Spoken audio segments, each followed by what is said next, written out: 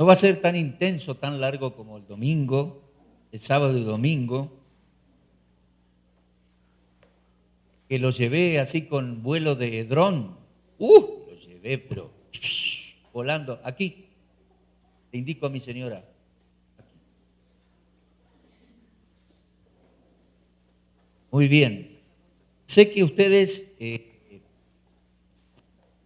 son dentro de la iglesia un grupo especial, no especial, pero un grupo que se ocupan de ministerios, maestros de escuela dominical, enseñadores, etc. A ver, ¿cuántos son maestros de escuela dominical o maestras, no? Ahí está, ¿ven? La mayoría del grupo, ahí está. No, yo le he preguntado al pastor porque quería ubicarme delante de quienes estoy.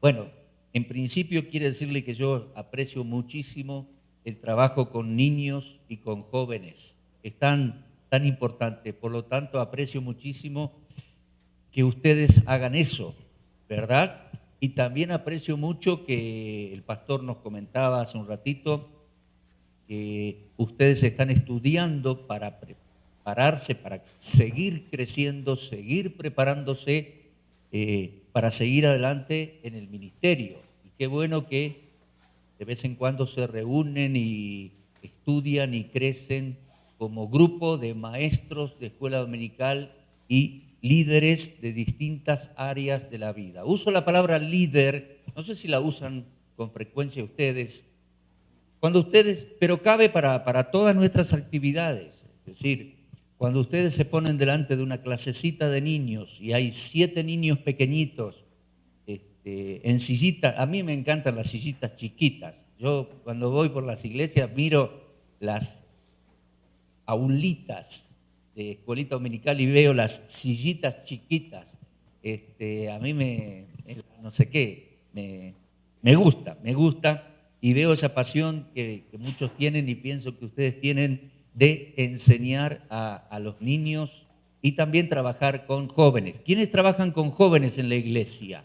Ahí está. Bueno, unos 7, 8. Bien, muy bien. También, obviamente, eso es tan importante, les animo, les aprecio, pero lo más importante es que el Señor les aprecia, nos aprecia, y no solamente nos puso en un servicio sino que nos quiere desarrollar, y eso es tan importante, ¿no? El Señor nos lleva por diferentes etapas en la vida, así que tal vez seas maestro de escuela dominical siempre, o tal vez vayas por diferentes etapas en la iglesia o en alguna avanzada que tiene la iglesia. ¿Cómo le llaman cuando hacen un avance para hacer otra iglesia o un grupo así, fundar otra iglesia o un anexo? ¿Cómo le llaman acá? ¿Qué palabra usan? Proyecto, sí. Nosotros decimos en Argentina un anexo. En Bolivia usan la palabra avanzada. Bueno, en algún momento me voy a referir a eso. Eso es muy importante también. Así que aprecio muchísimo en esta noche estar con ustedes. En esta noche les dije que va a ser un poco más lento, más suelto que las otras noches, sábado y domingo. Quiero compartir con ustedes algunas lecciones en diferentes versículos. Quiero comenzar en Tito, la epístola de Pablo a Tito. Es interesante esto de las epístolas pastorales. Llamamos así a 3 epístolas. Tito, 1 Timoteo, 2 Timoteo. Las puse en ese orden hace un tiempito, las pasé por radio en forma de programa radial y las estudio así. Sin duda que la última es 2 Timoteo. En orden histórico, porque es la última que escribe Pablo antes de ser sacrificado, dice él, ejecutado en Roma. Muy especial es eso. Es la última 2 Timoteo, pero al considerar las epístolas pastorales, podemos considerar primera Timoteo o primera en orden Tito. ¿De qué época son estas epístolas? La última etapa del ministerio de Pablo. Ustedes habrán leído y recordarán que Pablo estuvo preso en Roma más de 2 años. Los últimos 2 versículos del libro de los Hechos nos dice que Pablo permaneció en Roma en una casa alquilada. Es decir, no la había alquilado él, me parece. Era prisionero romano. Entonces se le concedió una especie de prisión domiciliaria, les llamamos en Argentina. Todo el día custodiado por soldados romanos, creo que había uno en la puerta y creo que había otro encadenado a su mano, porque él habla de estar en cadenas, pero se le permitió recibir visitas. Y en ese tiempo Pablo desarrolló un ministerio muy, muy interesante. Tal vez recibía grupos como este, tenía reuniones, estudio, oración, tal vez en algún momento eran más poquitos, y recibía pastores de distintos lugares y con ellos orando y estudiando la problemática de las iglesias y las escrituras. En ese tiempo él escribió epístolas de la prisión, que creo que fueron varias, muchas, pero nos han quedado en la Biblia Efesios, Filipenses, Colosenses, Filemón. Creo que de esa prisión llegó el momento de su liberación. Él fue liberado de esa prisión y encaminó la última etapa de su ministerio. En esa etapa él viajó, fue un intenso viajero, pero viajó con sus muchachos. Podemos leer, 1 Timoteo le dice, como te rogué que te quedases en Éfeso cuando fui a Macedonia, dice, para que no enseñen distintas doctrinas, así te encargo ahora, quédate en Éfeso. Quiere decir que Pablo, saliendo libre de Roma, va con Timoteo, pasa por Éfeso, está allí unos días ministrando y le ruega a Timoteo que se quede a cargo de la gran obra de Éfeso. Y él sigue rumbo a otros lugares. Hace una parada en su camino y desde algún lugar le escribe a Timoteo, 1 Timoteo, para alentarle, para darle algunos consejos, para animarlo. Creo que gran parte del contenido de esa epístola, Timoteo ya lo sabía, pero debe haber sido un gran emprendimiento. Es decir, escribirle 1 Timoteo y respaldarlo como pastor y como pastor de pastores, porque Timoteo tenía un cargo así, dado por el apóstol. Fue muy importante para él, porque fue un respaldo público. Esa carta se leyó en Éfeso públicamente y era una base de conceptos y de recursos y de respaldo doctrinal y práctico. 1 Timoteo. Entonces siguió su viaje, lo puso a Timoteo. ¿Se da cuenta? Después, acá en Tito, en un momento leemos, le dice, te rogué que te quedases en la isla de Creta. Evidentemente, vamos a leerlo porque lo tienen allí. Tito, es decir, epístola de Pablo a Tito, le dice, capítulo 1, versículo 5, por esta causa te dejé en Creta para corregir lo deficiente, establecer ancianos, así como te mandé. Corregir lo deficiente, contribuir, edificar, perfeccionar, corregir lo deficiente. Nosotros a veces criticamos lo deficiente, pero Pablo quería corregirlo y edificar las iglesias de Creta. Y una de las funciones de Tito era, como Timoteo, establecer ancianos y ayudar a las iglesias a reconocer ancianos. Cuando usamos la palabra anciano, ¿se oye bien? Como que me retumba, se oye bien. La palabra anciano es...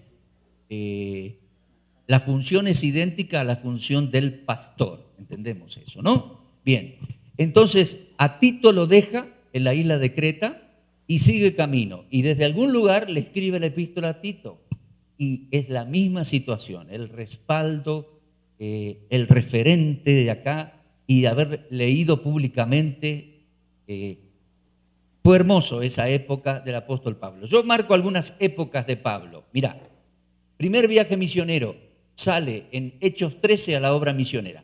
Primer viaje misionero, Hechos 13 y 14. Viaje esencialmente evangelístico. Va por la sinagoga y por todos lugares paganos predicando el evangelio. Y más o menos en algunos lugares establece algunos ancianos. Te cuento, la modalidad de Pablo era predicar primero en las sinagogas, porque cuando se convertían los judíos ya tenía una base de vida espiritual y de conocimiento del Antiguo Testamento. Y si se convertía algún líder, algún rabino de la sinagoga, mejor. Lo ponía con poca preparación adicional, lo ponía como pastor. Eso hizo con la iglesia de Corinto. ¿Con quién escribió Pablo 1 Corintios? 1 Corintios 1:1. Acordame. ¿Con quién escribió Pablo 1 Corintios 1:1? ¿Qué dice? Pablo y el hermano Sóstenes. Si buscas en el libro de los Hechos, Sóstenes fue principal de la sinagoga.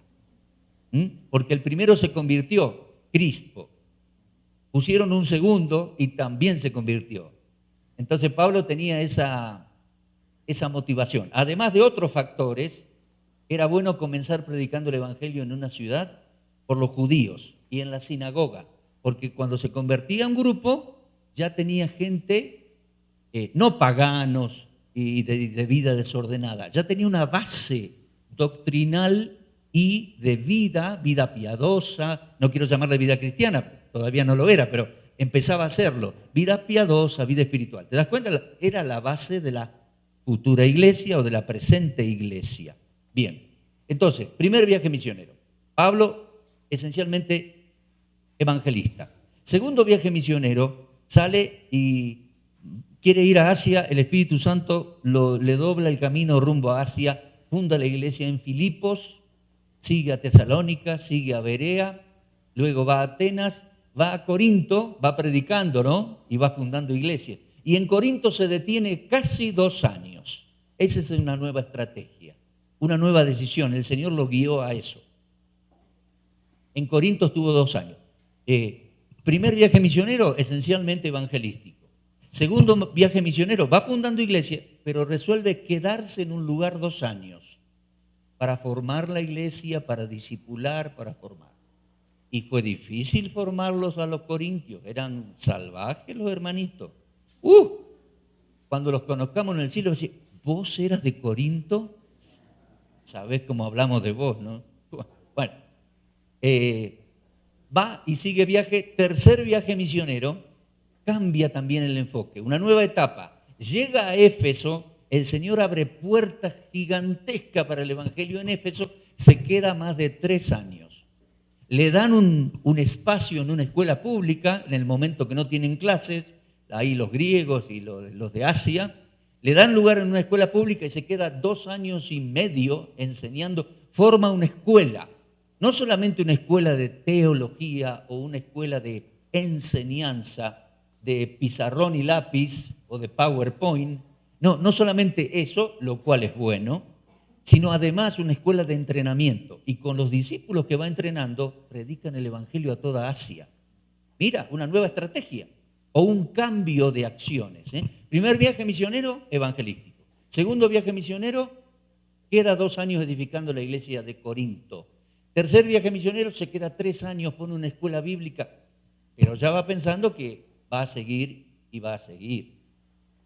Y sigue. Al salir de Éfeso, encarga a una serie de pastores la obra en Éfeso y alrededores. Los responsabiliza delante de Dios, ora por ellos, lo abrazan y se van. Mira, dije las otras noches, los apóstoles de Jesucristo no nombraron nuevos apóstoles, nombraron pastores. Está clarito.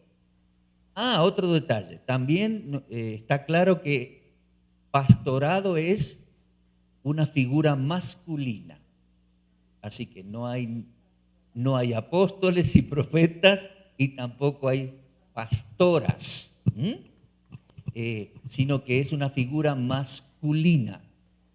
Miren, yo soy enseñador bíblico y siempre voy diciendo, si usted encuentra un lugar donde se habla de pastora, hágamelo saber para corregir mis ideas, porque yo hasta ahora no lo encontré en la Escritura. Sí ocupa un lugar tan importante la señora del pastor, participando en el ministerio ahí con su esposo, por supuesto, en todo lugar. Bien, tercer aspecto. Podemos decir cuarta etapa. Pablo va a Jerusalén y queda preso años. Escribe las epístolas de la prisión y él va formando este ministerio de la prisión. Notable, ¿eh? Ojo, tenemos que tener en la guía del Señor la habilidad para generar y crear nuevos ministerios, o darnos cuenta que el Señor nos quiere llevar por nuevas etapas de crecimiento y desarrollo. Mire. Y la última etapa, Pablo es liberado de Roma, entonces va con Timoteo a, ¿dónde? A Éfeso. Y con Tito a Creta. Y los deja allí. Y le escribe las epístolas pastorales. Ahora, aquí Tito está encargado de una gran responsabilidad, establecer pastores. Y da la serie de cualidades y requisitos que ese hombre debe tener. Marido de una sola mujer, que tenga a sus hijos en sujeción y que tenga ciertas cualidades de honestidad, idoneidad, que sea respetado en la sociedad donde vive, que sea íntegro, que sea honesto, que sea justo, espiritual. Y voy diciendo por Latinoamérica que el pastor debe ser un hombre de mediana edad, un hombre joven. En Argentina hemos tenido problema con algunos pastores que se aferran al pastorado o al ancianato y llegan a los 70 y llegan a los 80 y tienen ganas de llegar a los 95 y ganas de no soltar hasta los 102. Y un día mueren y hacemos un funeral y desde el púlpito los llevamos al cementerio. Bueno, no quiero ser irrespetuoso, pero el modelo bíblico es el pastor o los ancianos, es un hombre que tiene a su esposa y sus hijos en sujeción. O sea que el modelo es que está criando hijos. El modelo es que todavía no es abuelo, mucho menos bisabuelo. Entonces ese es el modelo, por lo menos para empezar, el ancianato. Y a una edad prudente debe dar el paso al costado para darle lugar a sus discípulos, un discípulo o sus discípulos que tomen el ancianato, el pastorado, y siempre va a ser un referente. Ahí sí, hasta el día que se lo lleve el Señor, va a ser un referente, un consejero, un maestro, un aconsejador, un predicador. Conocí en Argentina, en la ciudad, por allá por Córdoba, un ancianito, viejito, cerca de los 90 estaba. ¿Sabe a qué se dedicaba él? Predicaba el Evangelio en los funerales. 2 o 3 veces a la semana predicaba el Evangelio. Iba y predicaba y le daban lugar en los velatorios, en los funerales, y predicaba el Evangelio. Mire usted, Pero la idea es esta.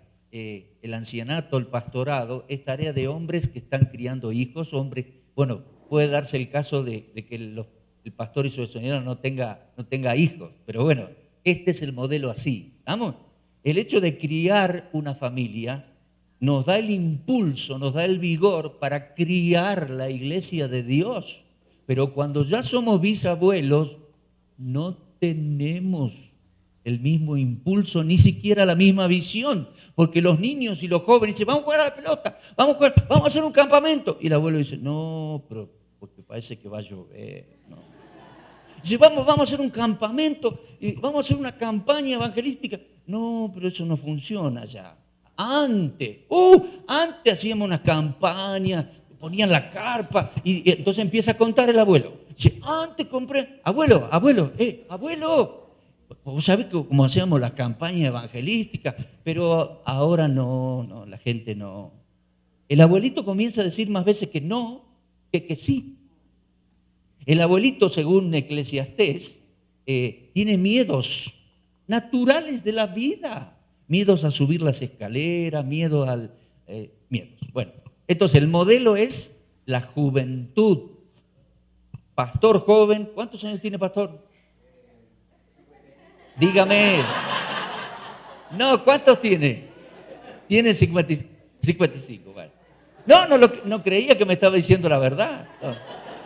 Pero momentito, el pastor lleva 20 años en el pastorado, empezó jovencito, ¿verdad? 30 y algo. Muy bien. No, lo que estoy comunicando es lo que dice la Escritura, número 1, y número 2, una observación natural de la vida.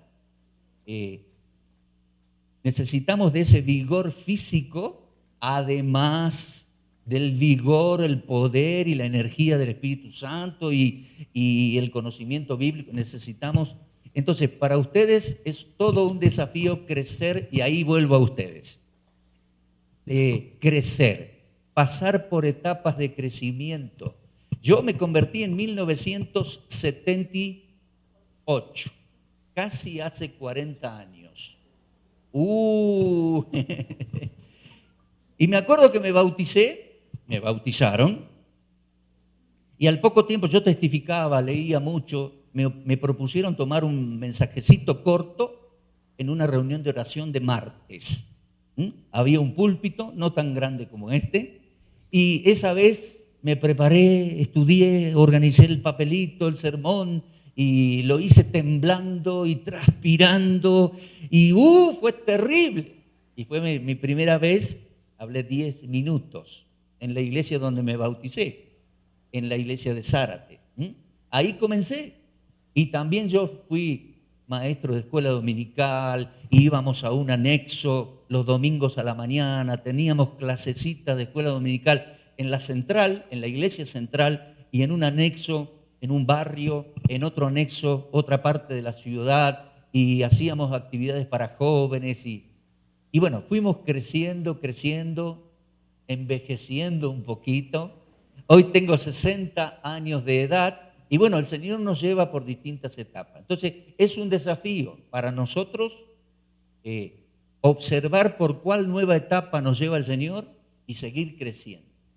Porque dice Pablo, creciendo en la obra del Señor siempre. Así que qué desafío para ustedes también en cada etapa en que estén. Ahora, Pablo les dice a Tito,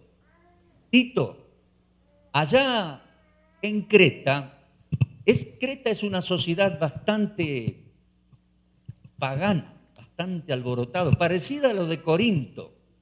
En un momento se dice popularmente que los cretenses son malas bestias, glotones y ociosos. Un poeta, un filósofo de ellos, había dicho eso. Y Pablo aprovecha y dice, tienen razón, es la verdad. Miren, leámoslo. Tito, capítulo 1, versículos 12. Uno de ellos, su propio profeta, dijo, los cretenses, siempre mentirosos, malas bestias, glotones, ociosos. Mire usted, gracias por el agua, aquí me traen agua, gracias. Malas bestias, glotones, ociosos. Bueno, cuando estemos en el cielo, vamos a ver, vos eras de la isla de Creta. Pablo escribió de vos que eran malas bestias, glotones, ociosos. ¿Pero qué más? ¿Eran malas bestias? Mentirosos. Bueno, estas cosas son verdad, dice Pablo. Entonces, a los que se han convertido, dice Pablo, repréndelos firmemente para que sean sanos en la fe. Mire, versículo 13. Este testimonio es verdadero. Por tanto, repréndelos duramente para que sean sanos en la fe, no atendiendo a fábulas judaicas, ni a mandamientos de hombres que se apartan de la verdad. Repréndelos duramente, firmemente. ¿Para qué? Para que sean sanos en la fe. Y Pablo va a usar muchas veces, aunque es una carta cortica dicen ustedes, ¿no? Cortita, decimos nosotros con T, cortita. Pablo va a usar la palabra sana varias veces. Mirá, versículo 9, 1:9, sana enseñanza. Recién leí 1:13, sana enseñanza. Capítulo 2, habla lo que está de acuerdo con la sana doctrina. Que los ancianos, y ahí está hablando de mayores, sean sobrios, serios, prudentes, sanos en la fe. De nuevo lo dice. Versículo 8, usa palabra sana e irreprochable. Y también capítulo 3, no, hasta ahí nomás, varias veces habla de sana doctrina, sana palabra y sana manera de vivir. Entonces, reprendelos firmemente, para que sean sanos en su manera de vivir. Toda una escuela y un pastorado para lograr que alguien que es de una sociedad como Corinto, que alguien que es como de la sociedad de Creta, llegue a tener una vida cristiana sana. Es responsabilidad del pastor y también todos sus colaboradores, los enseñadores de niños, los enseñadores de jóvenes, los predicadores, los discipuladores. Repréndanlo para que sean sanos en la fe. Pero a mí me encanta porque por la carta avanza y dice, repréndelos, pero que no se te vaya la mano. ¿Entendés esa expresión?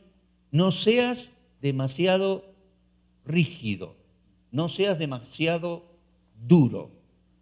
Y va a hablar en esta carta mucho de la gracia de Dios para salvar pecadores como los cretenses y como nosotros, y como los corintios. Y la gracia de Dios para transformar nuestras vidas y para edificar nuestras vidas, reeducar nuestras vidas, nuestra manera de pensar. Porque, ojo, la persona que se convierte tiene que reaprender las cosas. También tenemos que ser pacientes en darles tiempo, ¿verdad? Porque tiene que ser reeducado. Mire, la gracia de Dios, capítulo 2, versículo 11. La gracia de Dios se manifestó para salvación a todos los hombres. Bueno, hago un pequeño paréntesis. Sábado y domingo tomamos 5 reuniones para explicar algunas diferencias que tenemos con el calvinismo. El calvinismo dice que la gracia de Dios escoge a algunas personas, solo a ellos le da gracia y que Jesucristo solamente murió por los escogidos. Bueno, yo no comparto eso, me parece que la Biblia no dice eso. La Biblia dice esto que terminas de leer recién. Mira, Tito 2:11, la gracia de Dios se manifestó para salvación a unos pocos, no, a todos los hombres. Y Dios proveyó salvación para todos los seres humanos y Dios ofrece salvación a todos los seres humanos. Y su ofrecimiento es veraz y es legítimo para todo aquel que en él cree. La gracia de Dios nos enseña luego, versículo 12, una nueva manera de vivir. Nos enseña a renunciar a la impiedad, a los deseos mundanos, a vivir en este siglo sobria, justa y piadosamente. Y muchos más conceptos de vida cristiana que está en todo el Nuevo Testamento. Pero qué importante es eso. La gracia de Dios nos saca, nos salva del pecado y nos enseña una nueva manera de vivir. Sana manera. Cuando yo me convertí, hace ya casi 40 años, trabajaba en una fábrica. ¿Sabes? Mi infancia yo era católico. Mi mamá me llevaba a misa. No te imaginas la alegría que yo tenía a las 9 de la mañana del domingo. que mi mamá me llevaba a misa. Ay, me llevaban ayunas. Claro, porque la enseñanza católica de aquellos días era que para tomar la hostia había que estar en ayuna. Yo crecí, aprendí, me convertí, llegué a la fe, llegué a leer 1 Corintios. Y 1 Corintios Pablo dice, si alguno tiene hambre, coma en su casa. Digo, ¿será posible? ¿Cuánto hambre que tenía cuando era niño y mi mamá me llevaba a la misa? Y Pablo dice que para ir a la cena del Señor, dice, si alguno tiene hambre, coma en su casa, no sea imprudente. Bueno. Vuelvo a lo que le quería contar. ¿Qué les quería contar? ¿Por dónde iba?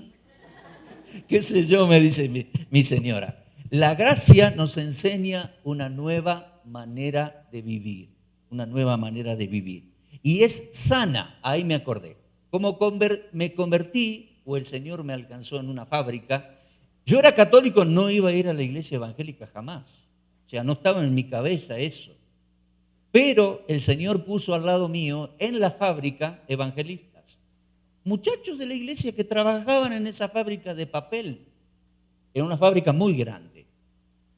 Y me empezaron a testificar, ellos testificaban en el tiempo del té o para comer algo, hacían reuniones, testificaban, y me empezaron a enseñar y a testificar, regalar Biblia, folleto, librito evangelístico. Yo conocía al Señor. Bueno, yo trabajaba en ese lugar, ya era convertido, yo cantaba y trabajaba, 22 años tenía, y un día se me acerca un caballero, compañero de ahí, y me empieza a conversar. Y me dice, che, pero vos sabías, ¿no?, que los de ahí del Evangelio no te permiten ir a los bailes, a la noche, no te permiten, vos sabías que no te permiten. Pero esperá, no es que no me permiten, es que yo ahora tengo al Señor Jesucristo y yo ahora estoy aprendiendo una nueva manera de vivir que es sana y que me conviene. No es que allí, en ese templo evangélico, no es que allí no me permiten. Esa es la idea del mundo. No, yo ahora tengo al Señor y la gracia de Dios que me salvó me enseña y me reeduca, me enseña una nueva y sana manera de vivir y de crecer. Y es para nosotros y es también para tus niños de la escuelita dominical y para tus jóvenes trabajando con jóvenes. No es fácil, ¿eh? Son años de sembrar y de enseñar y de aconsejar. Y dice Pablo, a los que son medio salvajes, repréndelos duramente para que sean sanos en la fe, pero que no se te vaya la mano. O sea, no seas extremadamente rígido, no seas extremadamente duro. Acordate siempre de la gracia de Dios y acordate de lo que éramos antes. Capítulo 3.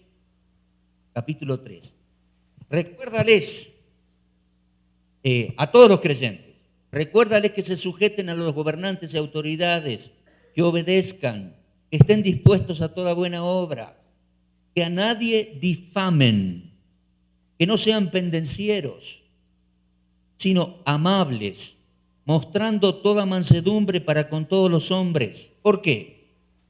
Nunca lo olvides, porque nosotros también éramos en otro tiempo insensatos, rebeldes, extraviados, esclavos de deseos y deleites, vivíamos en malicia y envidia, aborrecibles y aborreciéndonos.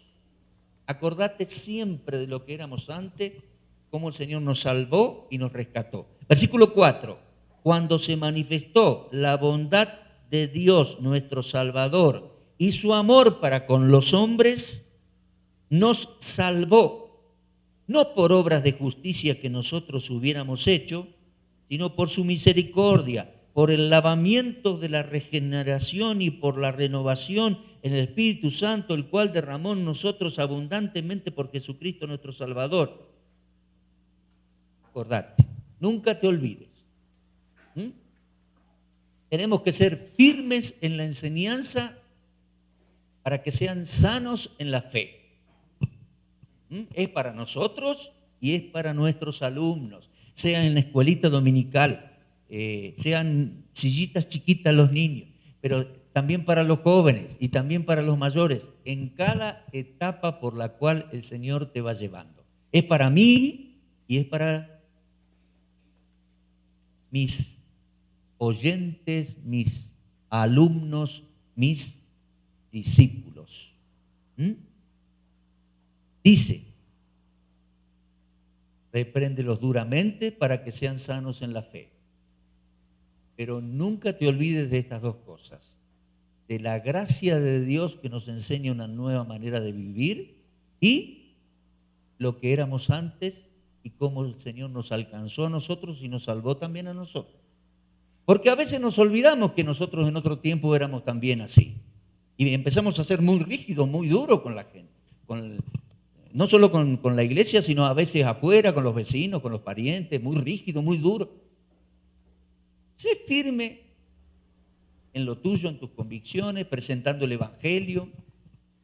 Y con los convertidos, repréndelos duramente o firmemente para que sean sanos en la fe. Con esa actitud, o sea, yo los voy a reprender, porque la palabra de Dios lo dice, pero no para reprocharles y ser rígidos, sino para que entiendan la nueva vida que Dios nos ofrece y para que sean sanos en la fe. Con paciencia, porque todos vamos creciendo y ellos vienen creciendo detrás nuestro, con paciencia y recordando siempre lo que éramos antes y cómo el Señor nos salvó a nosotros y con mucho amor sigue obrando en nuestras vidas, porque todavía no somos perfectos. Creo que soy el mayor en esta sala, 61 de edad. El Señor sigue todavía trabajando en mi vida, su Espíritu Santo, su palabra, y así. Pero también sigue trabajando en aquellos a los cuales yo le enseño, le predico, le ministro, le aconsejo.